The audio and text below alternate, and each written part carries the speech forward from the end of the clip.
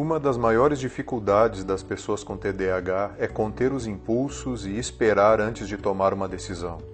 Elas pagam um preço muito caro por essa limitação e muitas vezes são rotuladas pelos outros de uma forma muito negativa e até mesmo preconceituosa, como se isso estivesse sempre ligado a uma falha de caráter ou a falta de força de vontade. Na verdade, esperar ou não ter uma reação intuitiva numa situação não é um ato passivo como pode parecer. Não é simplesmente ficar parado e não fazer nada. Há uma série de mecanismos envolvidos no não reagir. Circuitos inibitórios em nosso cérebro devem estar plenamente ativos para conter uma reação.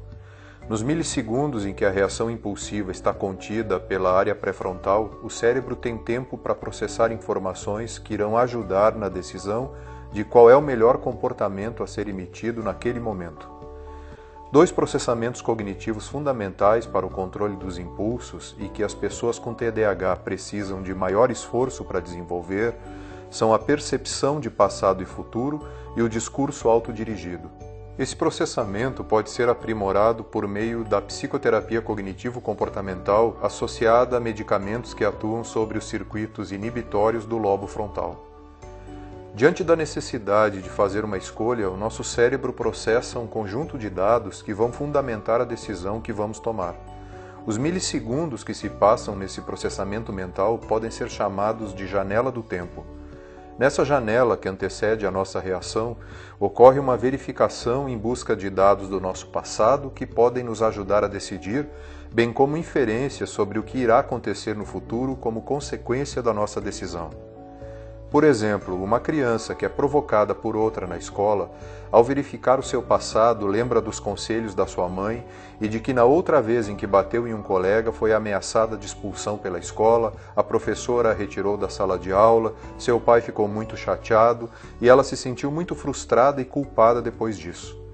Em paralelo, faz inferências sobre o que poderá acontecer caso agrida o colega, sendo novamente conduzida para a diretoria, expulsa da escola, não tendo mais onde estudar e tendo que lidar com a irritação da sua mãe. Nesse contexto, a melhor alternativa que se apresenta é não reagir à provocação e procurar conversar com outra colega ou chamar a professora, ignorando a atividade provocativa e contendo a própria raiva. Os milissegundos da janela do tempo foram fundamentais para que um comportamento impulsivo e autodestrutivo não acontecesse. Uma criança com TDAH, embora tenha os mesmos recursos de inteligência da outra criança, ao ser provocada por um colega e sentir raiva, tem um sistema inibitório que produz uma janela do tempo muito mais curta antes da tomada da decisão. Assim, ela não consegue fazer uma verificação adequada das experiências do seu passado e faz inferências muito precárias sobre as consequências da sua atitude. A decisão se torna muito mais impulsiva e voltada para a gratificação imediata, e a criança responde à provocação com uma agressão ao colega. O restante do processamento, que a janela do tempo muito curta não permitiu, aconteceu durante o desfecho da agressão, quando já era tarde demais e o comportamento não podia mais ser revertido.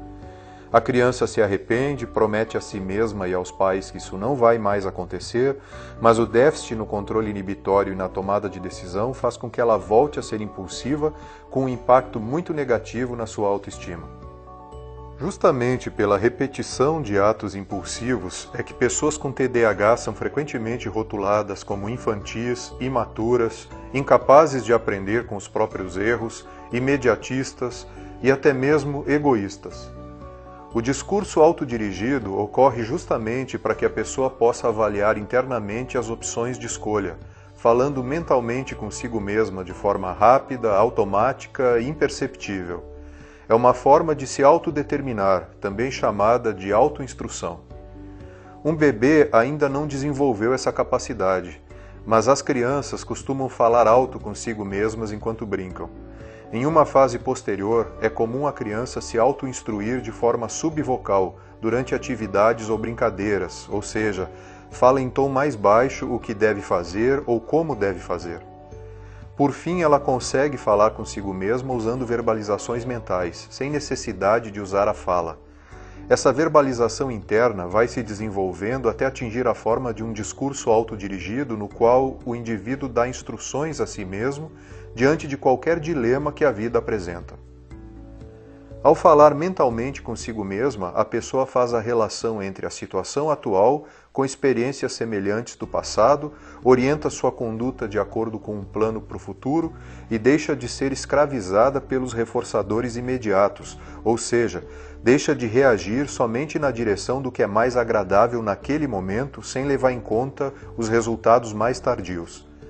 Isso produz, ao final, um maior controle sobre o seu comportamento, reduzindo a impulsividade.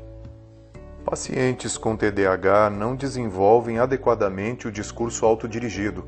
Talvez por isso tenham a tendência a falar muito, numa tentativa de compensar a falta de diálogo interno com um diálogo externo, sendo prolixos e com maior propensão ao imediatismo e a condutas taxadas de imaturas. Voltando ao exemplo da criança que é provocada em sala de aula por um colega, se ela estabelece um discurso autodirigido e focaliza o futuro na janela do tempo, ela pensa: se eu ceder à provocação, vou ser expulso do colégio. Ela então toma a decisão de não reagir de forma violenta, o que traz como consequência imediata o controle da raiva, o que não é agradável. No entanto, a consequência mais tardia é uma imagem de equilíbrio e bom comportamento, que traz elogios e outras recompensas. Já uma criança com TDAH terá seu foco no momento, tendo uma janela do tempo muito deficitária, que irá resultar no pensamento: esse idiota vai ter o que merece, e a decisão de extravasar a raiva sob a forma de um pontapé no colega, o que é agradável no momento, porém traz uma série de consequências negativas a médio e longo prazo, como queixas e críticas frequentes vindas dos pais, resultando em graves danos à autoestima.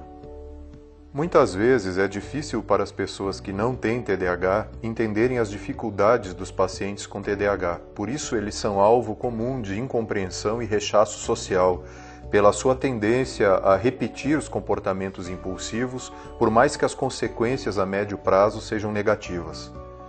Além disso, esse déficit pode influenciar várias situações do dia a dia de uma criança, como esperar a sua vez em brincadeiras, esperar que o almoço esteja pronto, esperar que os pais cumpram uma combinação e esperar a vez de falar. Essa dificuldade em esperar contribui para que sejam vistos como egoístas, mimados e insensíveis, quando o que acontece na verdade é uma falta de tempo para perceber o outro. Ao persistir, essa dificuldade de perceber o outro pode de fato levar a um déficit no desenvolvimento da empatia. Uma das muitas abordagens sugeridas na psicoterapia do TDAH é aumentar a inovação, a diversão e a estimulação nas tarefas escolares, com desenhos, cores e imagens.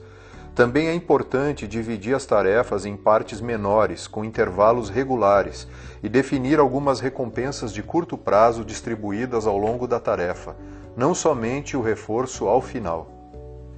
A terapia também poderá auxiliar o paciente a desenvolver o seu discurso autodirigido e a sua capacidade de verificar aspectos do seu passado e consequências futuras antes de emitir um comportamento. Esses resultados poderão ser obtidos com a associação da psicoterapia com medicamentos indicados para o TDAH, que compensam a imaturidade dos circuitos inibitórios pré-frontais, estimulando a atividade dopaminérgica nas sinapses. Quando o paciente apresenta uma boa resposta ao medicamento, há um aumento da janela do tempo, favorecendo o resultado da psicoterapia.